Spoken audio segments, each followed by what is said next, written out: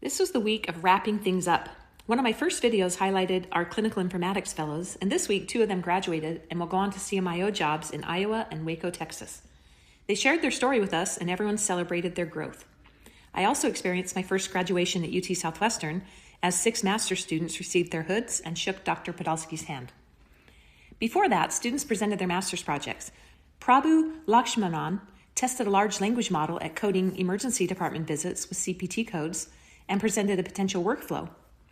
Jeremy Lusant studied psychological reactions associated with the immediate release of hepatocellular screening results via the patient portal. He looked at the time between reviewing a result on the portal and discussing the result with a clinician and the psychological reactions, with the hope of designing an effective way to combine digital review with clinical interpretation. And Alvaro Fernandez evaluated the deployment of the Pieces AI system at Christus Health, where he works. The results were extremely positive, and they will now be launching it enterprise-wide. The relationship between industry, health services, and academics has been on my mind. I think Pieces was a spin-out from Parkland.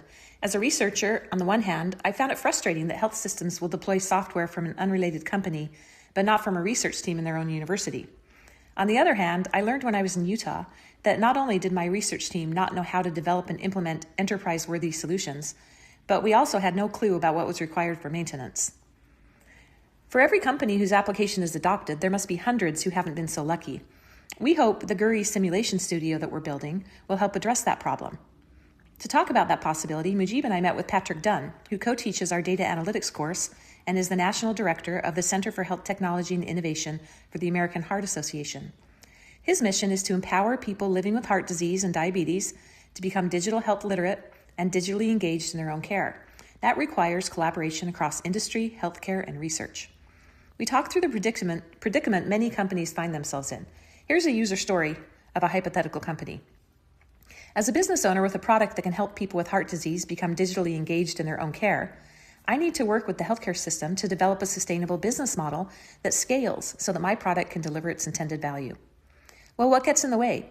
As a cardiologist, Mujib talked through some of the barriers that partnerships suffer from, even when the health system invests in the product. For instance, introduction of the product changes the workflow, and that creates unintended barriers to scalability. For example, cardiac rehab is typically carried out with one clinician and many patients. But when a product to do cardiac rehab at home is introduced, rehab now becomes a one-on-one event, and that's unscalable. Also, many products don't easily interface with important but adjacent processes and systems. For example, the cardiac rehab at home product may or may not interface with the referral system, so follow-up recommendations require more effort. These are the types of use cases that are driving the design of the GURI simulation studio, which will support industry, researchers, and the health system in developing new interfaces with products, designing and testing new workflows, and developing solutions that integrate with the EHR. Dr. Joshua Liu is going to be a speaker in our grand rounds that will start in February. As an owner of a health tech company, he shares his insights on LinkedIn about what he's learning about how to integrate his product into healthcare. He posts 5 questions that he's learned are prerequisites to success of product implementation in healthcare, in this case for a predictive analytic model. First, clinician education and openness to change are required. You need to determine whether you're addressing something that's frequent enough to make a difference. Does your product fit within the workflow? Are there clear guidelines on how to act on the output? And how are you going to measure whether the solution is improving outcomes? Our simulation studio needs to help answer these questions before implementation and point the way to designing in methods for measuring outcomes. Back to my realization in Utah that my cool natural language processing technology wasn't enough for the health system to want to adopt it. Joshua points out that what innovators focus on is the technology, but a good partner also brings vision, experience, subject matter expertise, and playbooks and processes for how to make it work in that health system. As you know, the Huskies love going on field trips in the truck, and they enjoyed a gorgeous sunrise last week. And with that, I guess I can say it's a wrap on Wendy on the Week. Until next year, hope you all have a wonderful holiday.